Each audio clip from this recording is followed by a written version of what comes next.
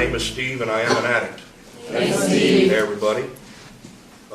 Once again, we get to follow the sequence of information that's outlined in the textbook of Alcoholics Anonymous. And today we're going to talk about the underlying concept and the principles behind the fifth step in the program of recovery. And also understanding that the big book is written in a sequence. And it's very important to understand that the power of the 12 steps is in the sequence. In other words, each step properly taken leads you or delivers you to the next step. Each step, in effect, causes the next step.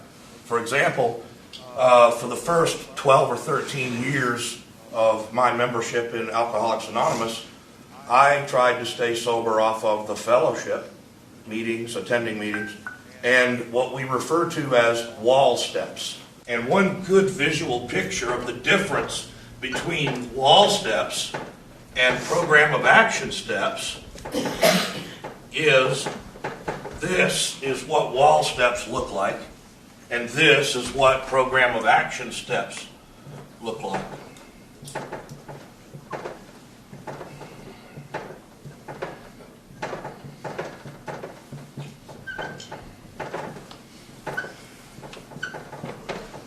You see, step 2, it rests on the foundation of step 1.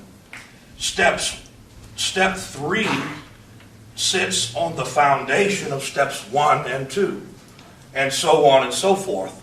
So by the time you get to step 12 is a direct result of the 11 that come before it. If you take these steps out of sequence, break the sequence, break the power. It's an incredibly important principle to understand about 12-step recovery and how it works. So basically there are 3 goals that are inherent in 12-step recovery. And goal number 1 is define the problem.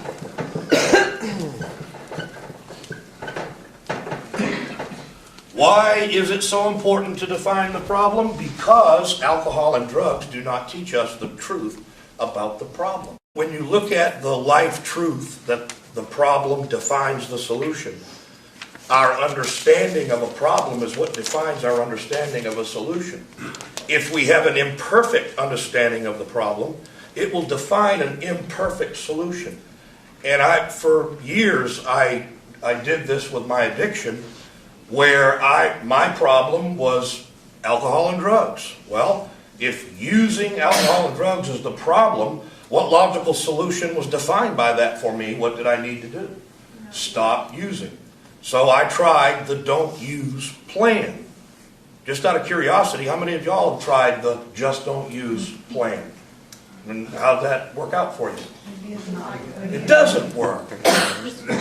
And the reason why is using alcohol and drugs is not the real problem. It is a symptom of a lack of power.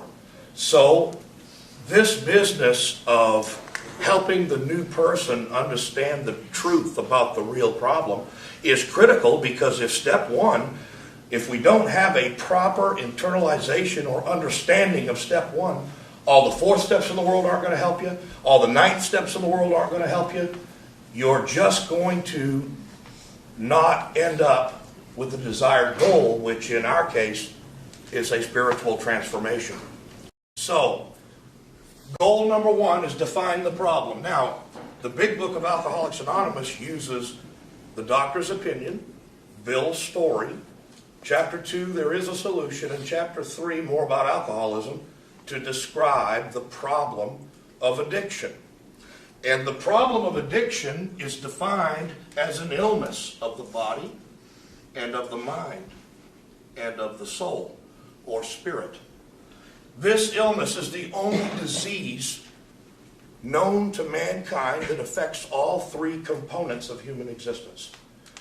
We are sick at the level of the body in that our bodies metabolize alcohol and drugs differently than non-alcoholics and addicts. Science has proven that during the metabolism process of these euphoric producing chemicals, a metamorphosis takes place with a release of a chemical called tetrahydroxyquinoline, or THIQ. THIQ depletes the brain supply of serotonin, which is a chemical that gives us a natural sense of well-being. And all that's left is the dopamine release, which says, I need, I want. And the chemical of serotonin, which says, thank you, I've had just enough, is depleted. And the body interprets that as a craving for more of the chemical. This is how we are sick at the level of the body. To sum it up very simply put, we have an abnormal reaction to the common substances of alcohol and drugs. When my mom drinks a beer, she gets full. But when I drink a beer, a chemical metamorphosis takes place within the metabolism process. My brain secretes tetrahydroxyquinoline. My body interprets it as a craving for another drink, and another, and another, and another. Now, typically, it's the illness of the body that drives us into seeking help. It's certainly what drives us into the most trouble. Just out of curiosity, during the craving for more, how many of y'all have broken the law to get more? How many of y'all have violated your moral standards in order to get more? And then, of course, we wake up with incredible remorse and guilt. So, the logical conclusion from an allergic reaction is that we can't use alcohol or drugs. This allergic reaction is not unlike any allergic reaction. Some people are allergic to shellfish. If on Tuesday night I eat some shrimp with you and all of a sudden my throat swells shut, I turn blue, I fall, I keel over, a physician at a nearby table runs over with a steak knife, opens up an emergency airway, and saves me. I just had a near-death allergic reaction to shellfish. Now, what conclusion can I draw from my future relationship with shellfish? How about I can't eat it? I can't use shellfish. I can live a normal life. I just can't use shellfish. Now, if this allergic reaction was the only problem we had, the solution would be simple: just don't do it anymore. Except we've all admitted that we have tried the just don't do it anymore plan. It didn't work. And that's what leads us to the more insidious and certainly the more severe part of our problem, which is the obsession of the mind. You see, every human being is at risk for addiction because of how our brains are set up to learn. Our God-created lizard brain, if you will, is programmed to remember euphoria and forget pain. Now, if everybody would take just a minute and think about the very first time that you can remember getting good and high on what later turned out to be your drug of no choice, it doesn't take very long for you to figure out that what your brain learned from that is, wow! I remember the very first time I used cocaine. It was in the midsummer. The stars were out. I was 14 years old. I did not get paranoid. I did not booger hunt. Do y'all know what booger hunting is? I'll tell you, I suffered from a terrible case of booger hunting. And I was trying out getting high in hotel rooms. And it got so bad one night that I had crawled up into the ceiling. And I had gotten so far up in there that all of a sudden I crashed through into the room beside me. And there was an Indian guy in there, and he was in his underwear, but he had the turban on his head. And I crashed down on his bed, thank God. But he said, "What are you doing?" And I said, "Excuse me, sir, I've dropped something up there." Anyway, the very first time I used cocaine, none of that happened. In fact, what I got was incredible euphoria. I had a very deep sense of wholeness and completeness. You see, my entire life has been a search for wholeness. And I found a chemical wholeness with alcohol and drugs at a very early age. So remember how offended I was, or certainly you can understand how offended I was when my family suggested that what I was doing was a problem. I do not have an alcohol and drug problem. What I suffer from is a spiritual problem with an alcohol and drug solution. Now, once my brain learned that incredible experience, once your brain learns that, there is no unlearning it. You can have 37,000 negative experiences with that chemical, but because of the symptoms of the soul sickness, at certain times we become so uncomfortable being spiritually sick that it creates an emotional barometer in each of us. For example, we act on the obsession to use. It triggers the phenomenon of craving. We're off to the races on our usual 2 to 3 day run until our money is gone, until our resources are gone, until we pretty much begged and borrowed and stolen everything we can get our hands on until the fat lady sings, and then we still lay there and want more. We emerge from that spree remorseful, with a firm resolution to never do it again. Okay? Well, when we say that we don't want to do it anymore, we're not trying to con anybody. We're not trying to manipulate anybody. We are as serious as we can be. How many of y'all have very sincerely and genuinely tried to stop this? Most of us, all of us. So, what happens? All right, now we're never going to drink again. It doesn't take very long for the symptoms of the soul sickness. These symptoms are restlessness, irritability, a deep sense of feeling discontent, uncomfortable in my own skin, sober, resentful, fearful, self-righteous. And as each day goes by, I get a little more uncomfortable and a little more uncomfortable. And this hole in me begins to widen to be literally the size of God. And when that emotional barometer begins to rise, each day that goes by, I get a little more restless, a little more uncomfortable, a little more irritable. And when that barometer reaches a certain point, bing, it triggers my brain to go on an automatic search for what's going to comfort me. And there's only one memory that it finds. The memory of the very first time we got good and high on a chemical. Now, Dr. Silkworth says that this process is repeated over and over and over and over. And unless this person can experience an entire psychic change, there is virtually no hope of his recovery. So, when we define the problem, it is this hopeless condition. We can't use based on the illness of the body.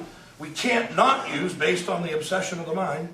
And due to the spiritual malady on our own, we can't change. It is a hopeless scenario. You cannot think it away. You cannot go to treatment it away. You can't make up your mind it away. If you have it, you are in deep doo-doo. It's not going away. Ever.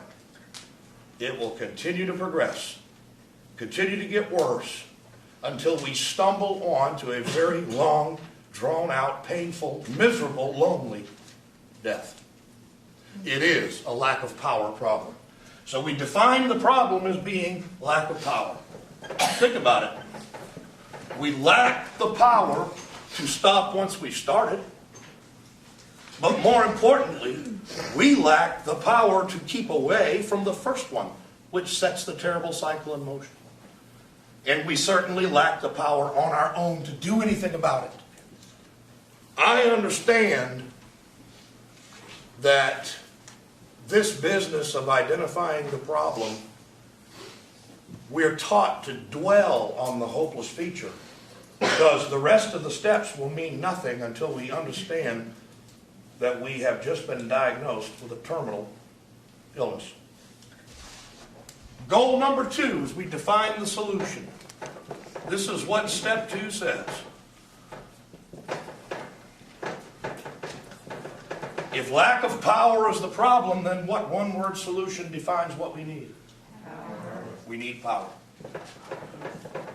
This is the conclusions we draw in steps 1 and 2. Steps 1 and 2 don't call for action, they call for conclusion. And what we need to base on, or to come to a good conclusion is we need good information. And this is the information we get in the first 43 pages of the big book and chapter 4, We Agnostics. So, we've now defined the problem. We've now defined the solution. The third goal is the program of action that brings about the solution.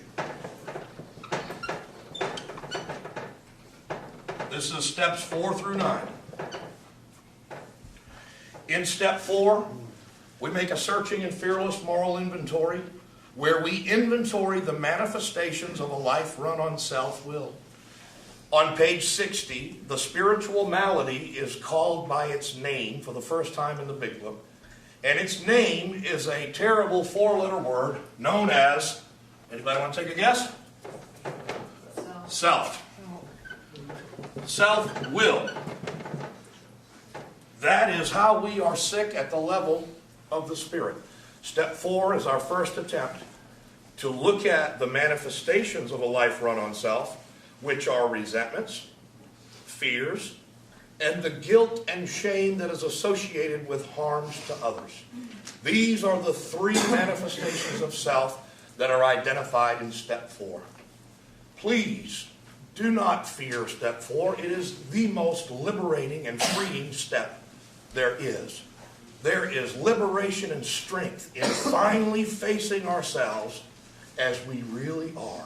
Not how we would like to be, not how we think people perceive us, but getting down to the truth about what makes us tick. And certainly we find that our humanness, these instinctual desires for social prestige, for emotional and material security, and for the sex relation, literally tyrannize us and create all the trouble there is in this world.